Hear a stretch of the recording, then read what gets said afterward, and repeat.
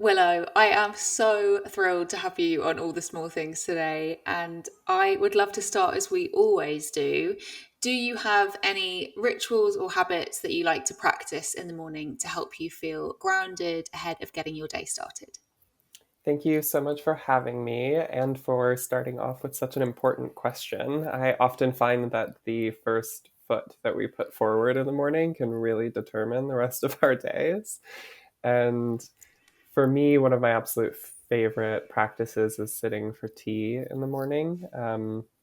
So I have a little tea set up in my room, and um, it kind of looks like pouring cup after cup and sitting in meditation. And the reason why it speaks to me so much right now is it's a reminder that even though I live in Brooklyn, even though I live in a big city, it's still possible always to connect with nature. And I sit and I reflect on the leaves of the tea, the water it comes in, the heat of the water, um, the smell of incense, the breeze coming through my window. And it just reminds me that that connection is always possible and it's always present. And I think it also speaks to me in this moment because I was never really that good at just like emptying my mind, if that makes sense. But I think just focusing on something, focusing on tea, focusing on um, the sensations and the experience of it just feels so grounding to me. That sounds very mindful and very calming. Are you a herbal tea drinker, or do you prefer a It's an caffeine hit in the morning? it's usually when I'm sitting for tea, it's a red tea or a black tea. So there is some caffeine in it, but it doesn't push me over the edge. I cannot have coffee. I'm not a coffee girl. So you are not the classic New Yorker in that I regard. know, I know. I always feel terrible admitting it, but I think New York has enough anxiety as it is. And when I add like coffee to the mix, I'm just like, no, I can't do it. Too much. It's too much. So you grew up in Michigan and went to university there. How did your time growing up in Michigan shape you as a person? I think this would be really good for our listeners to hear as they get more of a sense of who you are. Yeah, growing up in Michigan, first and foremost, taught me to love nature. I think there's so much beautiful nature within this country, and especially in the Midwest. Just the upstate portions of Michigan are so incredible, particularly the seasons. We have such beautiful falls and springs there, and it really just taught me to have such an appreciation for how much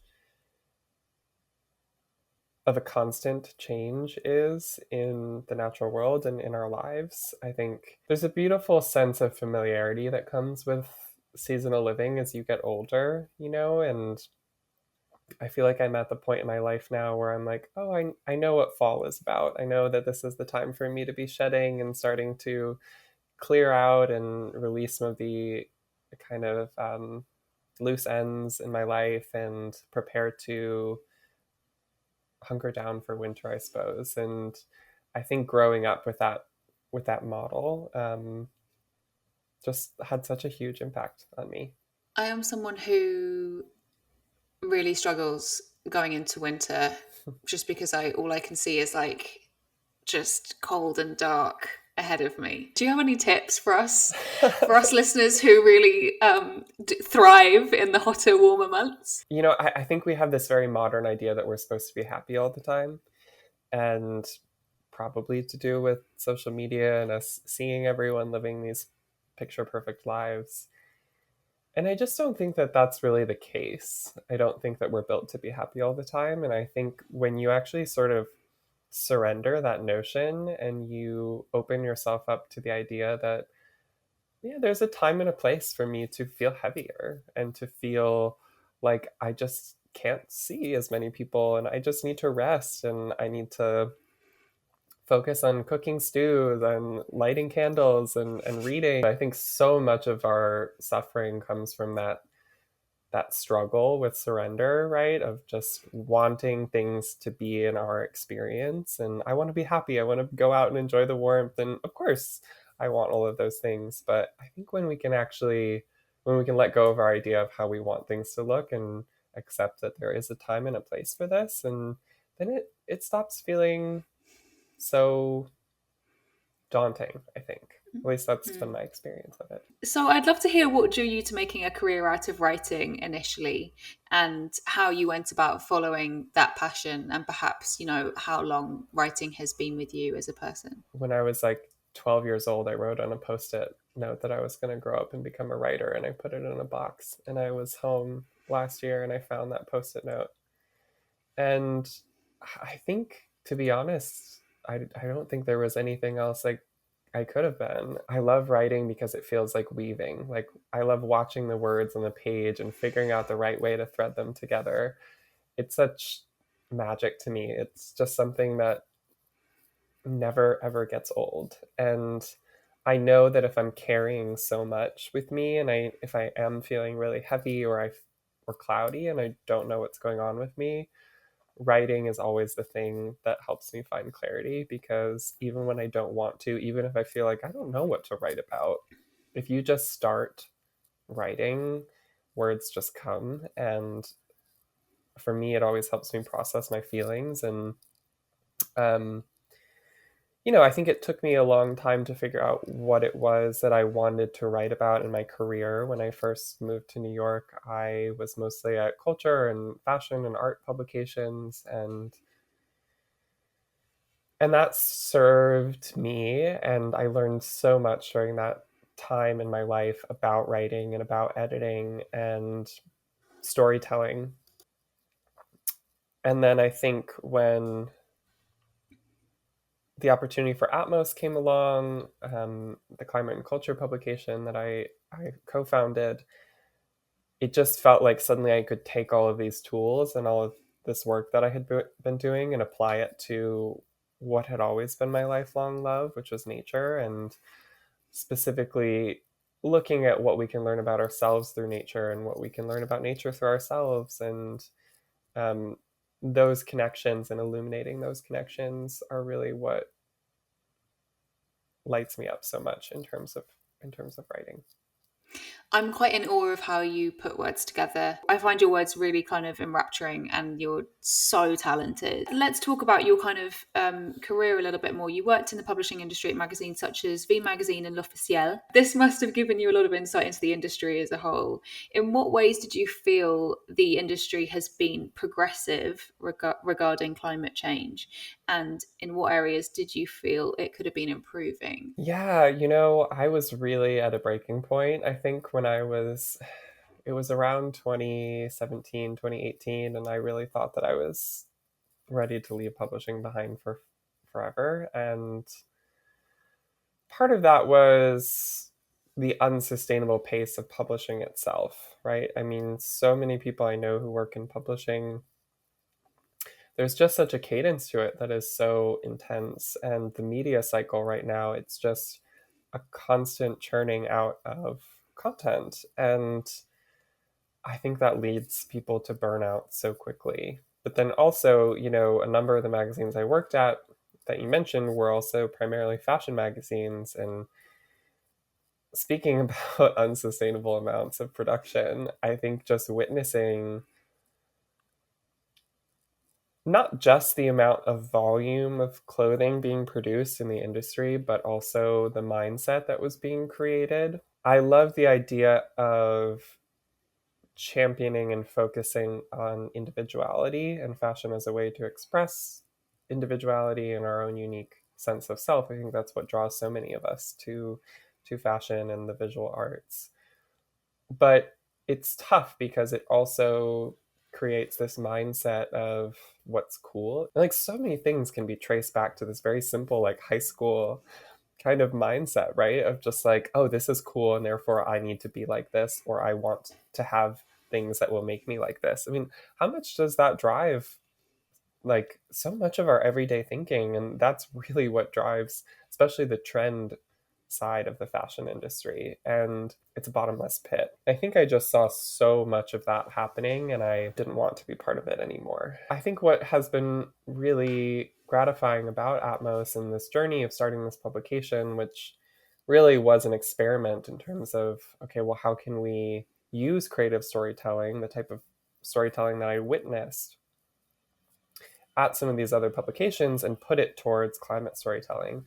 And I was surprised because so many people who I had worked with or I had looked up to within fashion and sort of the creative industry really wanted to do the same. They were feeling a very similar notion of things have to change and I need to figure out how to use my specific skills to do that, to create and enable that change, but I just don't know how. And that's really how the magazine was born. But obviously, the industry hasn't changed enough. The last fashion month cycle, I think a lot of people felt really disheartened because it felt a lot like business as usual, or as it was before lockdown, before the pandemic, before people really had this opportunity to question uh, what it is that they were creating and the cycles that they were part of. So I think it has a lot more it needs to change. For me, one of the strangest things about watching, for example, the micro mini skirt come back into fashion recently is this feeling of, oh my goodness, I remember when I was, I think, 13 or 14, and how important it was for me to have the shortest mini skirt in the world because it signified this whole level of coolness. And I was at that peak teenage, point in my life where the clothes that I wore were absolutely everything. And I think one of the reasons why I find it haunting seeing this return of trend cycle is because I'm like, I remember like how insecure that young person was. And like, I think you've raised something really, really important. Are we looking to take new items on because they make us feel cool, or we think we're going to be another person, or is it because we genuinely love them? Yeah, and I think you hit the nail on the head with the word insecurity, right? Because I think, you know, I don't think anything, there's few things that I think are inherently good or bad, and fashion is one of them that I don't think falls in that binary. But I think fashion at its worst is something that does prey on insecurity, right? If you don't have this, then you are not cool enough, you're not woman enough, you're not, X, Y, and Z. And it's hard, especially with the rise of TikTok. These trends come up so quickly and then they're gone, and it creates a hunger always for what's new and what's different. And that is so harmful from a sustainability perspective, because then we're losing interest in what's old and worn and loved and beautiful and storied. Yeah, I completely agree with you. So let's talk about Atmos. I am a huge fan. And there is something about the pace of the magazine, which you referenced earlier in our conversation, things that deserve to be read at a time where we have more time, we can slow down, we can take them in. Tell me about what it's been like working on Atmos. What informs the way you plan each issue? And um, what are kind of some of your goals with the publication? Well, thank you so much, first of all. I really appreciate you identifying this sort of slow aspect to it, because I think the era of magazines as a news source, as something that you consume every month, I think that era has passed because people get their news in much more immediate formats. And so, what we were really interested in is a magazine that's more of a book, in the sense that it presents you a series of related stories and perspectives that are worth contemplating, and they're worth taking your time to contemplate.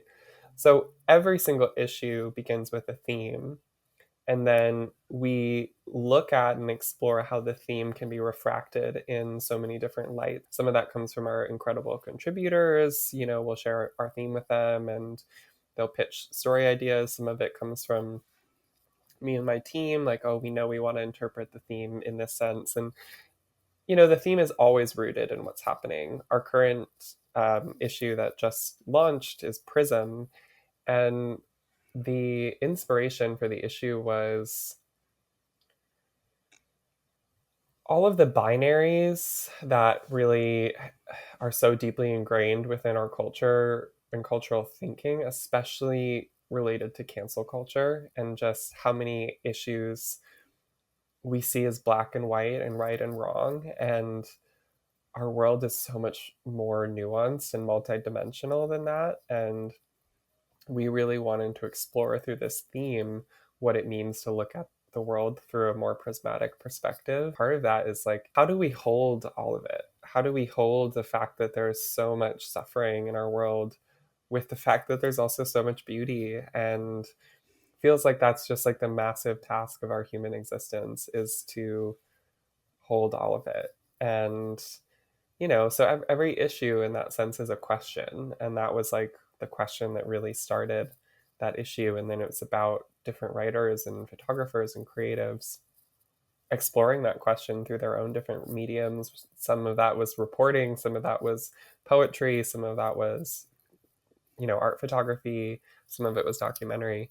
That's really my hope with every issue, is that we can take a topic that hopefully feels like it is in the cultural zeitgeist and approach it from as many different angles as possible, to give people as much to think about, and to think about it slowly, and for each magazine to not be something that you just consume and then set aside, but something that you hold on to and read. One of my favorite things is like, I'll get messages from contributors or people who've received the issue, and they'll say, I just picked off this issue from last year, and this story just found me at totally the right time. And there is this sort of timelessness to it, I hope. And so yeah, I hope that it can bring a sense of slowness back to the publishing world. As a reader, it's a much more enjoyable process to sit down and read something where you don't feel like you need to keep up with it and you need to buy stuff from it. Like, to be able to read something and just think, oh, like, actually it'd be better for me to go and sit by a tree today than it would be to buy something, is really, really wonderful. I'm so happy to hear that. Thank you. What you said in your previous answer made me think about the importance of joy, and how we are living in very trying times, for a plethora of reasons, and how I think a lot of us can feel, if we're privileged enough to be able to experience joy, we can carry some guilt with that. How do you, and I'm sorry, this is slightly off tangent from the series of questions, but I would love to hear how important it is to you to make time for your own joy, and what your advice would be to folks who are listening and thinking, I know it's important for me to do all this gorgeous stuff that makes me feel joyful, but I don't feel like I can, or I feel like nervous to share that on social media or whatever it is. What would be your advice with that? I love that question, especially because I think it really relates to sustainability more than anything else. And I'm a big believer that the way we do one thing is the way we do everything. And if our approach to activism and organizing and creating change is in itself unsustainable, then how can we hope to actually create sustainability through what we're doing? And joy is what sustains us as human beings. We need it, because otherwise, what are we fighting for? What are we trying to create if not a world where there is joy? And I think for me, I had a big light bulb moment around this probably last year, where it just dawned on me that there's never going to be a moment where we can just like take our gloves off and say we've done it. Like, we've created all the change that we need to make, we've saved the planet. That moment's not going to come. And you can look at that as despairing, or you can look at it as liberating, because when you understand something is a marathon or a relay race instead of a sprint — I can't believe I'm making a sports analogy — um, it just changes how you approach it. And for me, I'm like, okay, if I'm going to be doing this work for the rest of my life, then how am I also going to create a life that is sustainable and joyful? And that has helped me so much in terms of carving boundaries for myself, because I'm like, you know what? In order to keep doing this, I'm going to have to also do this. And I think what you pointed to, the feeling of like guilt, I think shame is the most insidious thing. Every single person on this planet deserves to experience joy. And no one should feel ashamed for it. And I think the people who do feel ashamed for feeling joy are often the ones who probably should be feeling it the least, right? They're the ones who like are devoting so much of their time and efforts towards creating change. And so create that space for yourself, because you're only going to hurt the movement in the long run if you deprive yourself of it, because then you're just depriving yourself of longevity. I love that answer so much. Um, you have spoken and interviewed so many different kinds of people um, who are also in the climate movement in kind of very, very different ways. And you've uh, explained in this conversation how you have used your love and skill of writing to kind of be the thing that helps you create, or one of the things that helps you create change and positive change. If someone's listening to this and thinking, I really feel like I want to do more and I want to get more involved with organizing and activism, what would be your advice to them? How do you think we can find our purpose as an activist for positive change? Well, I think it's so inseparable from the question and conversation around joy, because I think what sparks joy in us, I think our passion is our purpose, to put it simply. And I think that what sparks joy in you that doesn't spark joy in me, that should be such an indication for what you should start questioning and exploring, because I think whenever I feel lost or confused, I always look back to nature, and I always look to the sort of lessons we can glean from her. And when you look at an ecosystem, it is comprised of so many different creatures and things that are all serving a specific function and are so different from each other. And I think the harmful thing is like people look outward for that type of validation within like cultural spaces, right? It's like, oh, people might say like, oh, I need to be a writer. Like, well, what if I'm not a writer? Like, what if I can't do that? Does that mean I can't contribute to the movement? As opposed to looking in and saying, well, what is my passion and how can I use that towards this movement? And I think that's what we need, because we don't need 100 writers, we don't need 100 activists. We need all of these different people who can apply their own unique skills and, more importantly, their passions to this cause, because I think, again, that's what sustains it. If you're doing something just because you feel like you should, or because someone else has like laid out that path for you, I don't know how much longevity there is in that, as opposed to something that brings you so much joy. And of course, this is like impossible to disentangle from privilege, because not everyone is able to pursue their passions, right? But I think those who are in a position to be asking themselves the question, how can I help? I think that's the best place to start. Adore that answer. I read an interview with you with Reformation last year. You talked about the issues with gatekeeping in the climate change movement. Can you expand on that? Yeah, I think it comes down to the question of perfect and imperfect activism. I Mm-hmm. think, not every single person in my life would identify as an environmentalist or a climate activist.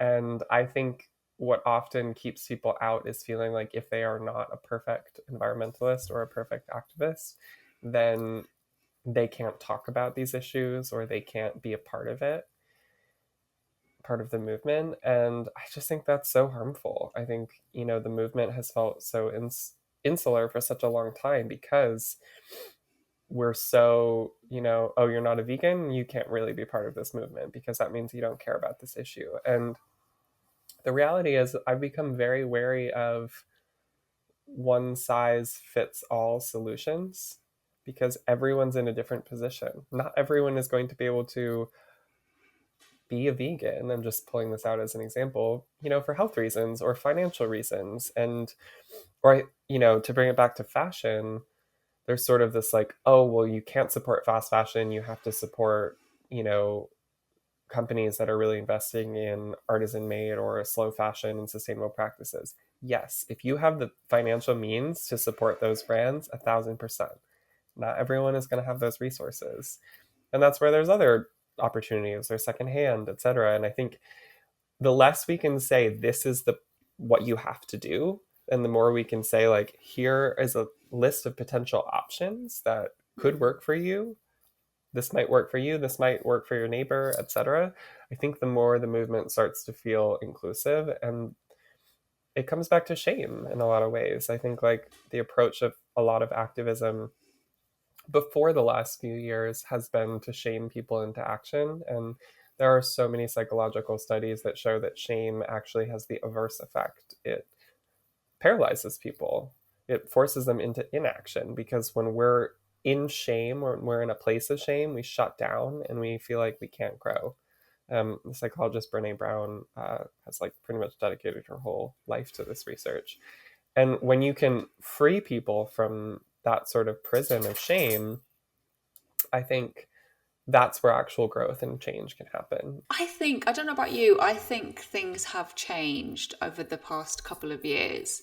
Um, I think since we've started talking more about systems of oppression and how, the stat that everyone always pulls out, 71% of greenhouse gases are from the top 100 most polluting companies. I think that rhetoric has really helped changed and shift the dial, which I love to see. If you have the privilege to engage in ethical consumption, please be my guest. But actually there are so many other important ways you can show up, and they look like all of these different things, and then Mm-hmm. suddenly you have space for everyone to engage, or most people, in a small way, in a big way.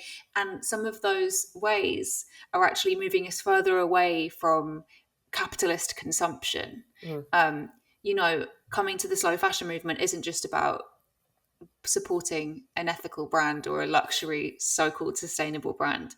It's about learning about garment maker rights, spreading that information as widely as possible. Or it's about signing a petition, protesting, watching a documentary with your friend, hosting a swap shop. Like, there are just so many other ways to get involved. Do you feel like you've seen the dial shift, and you've seen things become less about being a perfect environmentalist and more about like, right, let's get everyone on board? I think so. I think the movement has just grown so much in recent years, and I do think that that's a really big part of it. Um, and I think if there's anything that the last few years have brought to the forefront, it's how intersectional all of these different crises are. And so Mm. when you really embrace intersectionality, you almost have to become a part of more than just the maybe original cause that sort of brought you into activist work, right? When if you're extremely passionate about Black Lives Matter and racial justice, and then you start to understand how environmental racism is so connected to the climate crisis, that brings in the climate element into your activism. And I think, what I love so much about the work that you do is that you do have that 360 approach, right? Where it's not just looking at the textiles or the fashion policies, but also looking at labor rights. And, you can't disentangle any of these things from the rest. And that's what it means to have more of a holistic perspective. And I think for better or for worse, and mostly I say for better, I think that holistic worldview has really shaped how we go about organizing. I said the bet for better or for worse because I think that really relates back to what we were talking about, of like how it can feel hard sometimes to hold, right? Because to like understand how connected all of these crises are is to be tapped into all of these different crises. And sometimes it's like it feels so overwhelming. But then when you also remember they're kind of all the same, it maybe starts to feel a little bit less. I have definitely found those feelings of overwhelm when I realised how interconnected all of these struggles and issues and oppressive systems are. But like you say, it's the same fight, and that is really, really freeing. I'm really happy you brought up intersectionality, because that is something that I wanted to speak with you about. It's so key to understanding the planet's future better, and of course, the past as well. Can you tell me a little bit about how being trans influences your approach? I particularly loved a phrase that you used in an interview with Youth to the People, where you talked about the importance of transcending duality and transcending binary thinking. Yeah, I think that also relates back to the sort of conversation around, well, what can I do? There's this whole binary that exists between individualism and collectivism, right? And that 71% statistic, right? I love when that comes up because, yeah, that changed the narrative and it's so important. And also, it's where we have to be wary of binary thinking because, like, at the same time, also, we do have individual impacts. And, like, the very specific plastic cup that I accidentally buy could end up harming a very specific creature. And so I think always holding both sides and sort of transcending dualistic thinking is really important. And so going back to the individual versus collective piece, I think there's a huge difference between individuality and individualism. Individualism is only focusing on the self, right? It's like very myopic thinking. And that's really the problem of capitalism. But that's different from individuality. Being an individual, being a unique creature on this planet, there's nothing inherently bad about that. Individuality says, well, what can I learn about or offer from my unique self and my unique gifts towards this collective cause? And that's where we start to break down the binary of individuality versus collectivism. But all of that is to say, um, I don't know how to approach my environmental work without also thinking about it through the lens of my identity as a trans woman, because being trans has taught me so much about transformation. And what is activist work if not the work of transforming our world? And if anything, it gives me this great sense of, the dirty word in activism, hope, because I know that change is possible. I have seen change, I have lived change personally in my life. And when you experience that kind of metamorphosis, it changes your worldview and your perspective towards everything can change. Everything is changed. We have this idea that things are static, and because they've always been this way, they always have to be this way. And that is the most destructive mindset, I think, to have, because the reality is everything will change. Someone recently said to me, transition is inevitable, justice is not. So if we know things are going to change no matter what, then it becomes about, well, how can we make sure that the change and the transformation will be as just and intersectional as possible? Yeah, that specific quote that you mentioned, I think for me, even though I do at this stage in my life identify as a woman, I think I always come back to in my mind that for me, and being trans is means something so different to every single person, every single trans person. But for me, it's always trans is in transcending, and that's transcending binaries, and it's transcending ideas of what womanhood looks like. It transcends ideas of categories, and I think it's something that really has changed my life a lot in the last few years. Is whenever we're presented with sort of two strict options that look only one particular way, what does it mean to question that? And yeah, that's sort of what that phrase kind of means to me, is always asking what the third option is. If one thing adult life has taught me, it's to question everything, because I feel like I've been unlearning basically everything I learned in the first like 18 to 20 years of my life. And I love that it kind of links back to your issue, the prism issue. It's like, let's not be so binary in our thinking.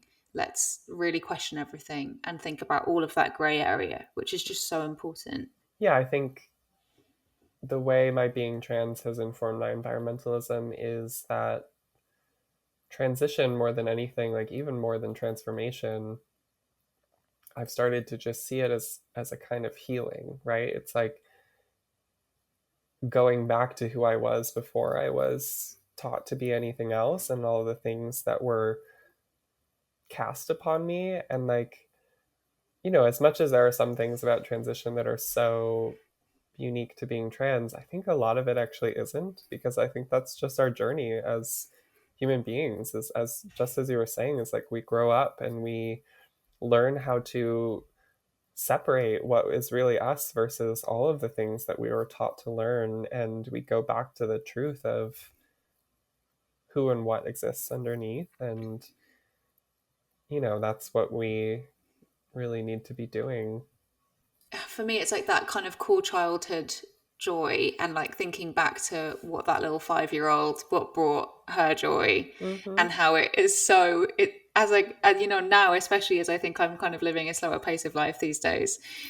It's all the stuff that I adore now, like going outside, obsessing over, in my case, cows, because I live near cows. Like 5-year-old me would have been all over that.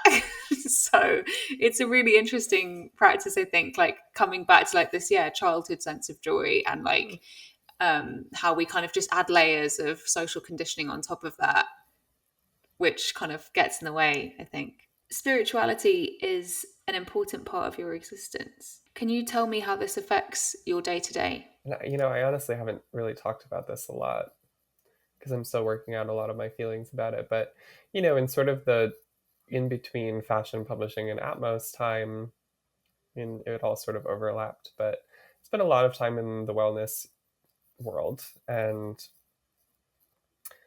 I really felt like I was so like it unlocked so many things for me. Like just seeing the world, like, oh, I've always been the spiritual person. Now I have the language to talk about it, and I can talk about it with other people. And it was really freeing in a lot of senses. But I think that what I've come to understand now is that for me at this point in my life, spirituality isn't a thing that I chase, or a group of people to be a part of, or a practice or a discipline or like a state. It's just the world. And I think we're seeing, especially with indigenous wisdom, becoming thankfully more and more, I think, centralized in climate conversations and environmental conversations. We're starting to see a breakdown of the Western binary of science and spirituality. Because to me, I learn about an ecosystem or a creature or a natural process, and I'm just like, that is so incredible. Like, that is so spiritual. Science is so spiritual to me. And, we like, we have all these words that are so taboo, like magic. And magic is just like a word for energy, right? And then we have like science, which just studies how energy moves through our world. But for some reason, we can't call that magic, because calling science magic is bad or wrong, or calling it spiritual is bad or wrong. And I think I'm just always interested in questioning that, because more and more, the older I get, spirituality is not this like outlook that I have. It's not some part of me. It's everything. I think in a lot of ways, the Western wellness world has sort of like created this binary of like, oh, there's sort of like the spiritual world that like if you're fit enough, or if you meditate enough, then you can be spiritual and you can be enlightened. And it's like, I don't know. I think spirituality is getting more into the world, not getting more detached from it, if that makes sense. Things start to get a Definitely, little murky. definitely. Before we go to our quickfire round, I have quite a big question for you. How does the future of our planet look to you, if you could imagine it, if you could reimagine it? How would you like to see things change, and how do you hope to see things change over the next years, decades, or do you not look that far ahead? Are you kind of very focused on the present? I will say that I do try to stay as present as I can, because I think the future can be quite scary to think about, especially from a climate perspective. And I think ultimately our notions or our ideas of the future are not real, right? Because they're just their anxieties and their projections. And I think that there's a lot of, I think the science is telling us what the future will look like if we don't act now, which is why you and I are both here on this call. But I think staying focused on that why and staying focused here in this present moment and what we can do now is the best sort of coping mechanism I have found, because I think when we get lost in the anxiety of the future, we become much more ineffective in the present. And I have a lot of curiosity about the future in terms of like what system, is there some magical just version of capitalism that we will be able to find, or is that entire system going to need to be rerouted? I don't know, but I think staying curious is the most important thing, and not necessarily being fixated on this is the one path or one solution. I think we have to just have a mindset of curiosity and be open. I love that answer so much. Honestly, couldn't love it more. I would love to do a quick fire round with you. I'm very conscious that these are either or questions, and you are all about just the grey, the embracing everything. It's never either or. So apologies in advance, but this is something that I do on every episode. So here we go. Quick fire with Willow. Wake up early or have a lie-in? Wake up early. Black tea or red tea?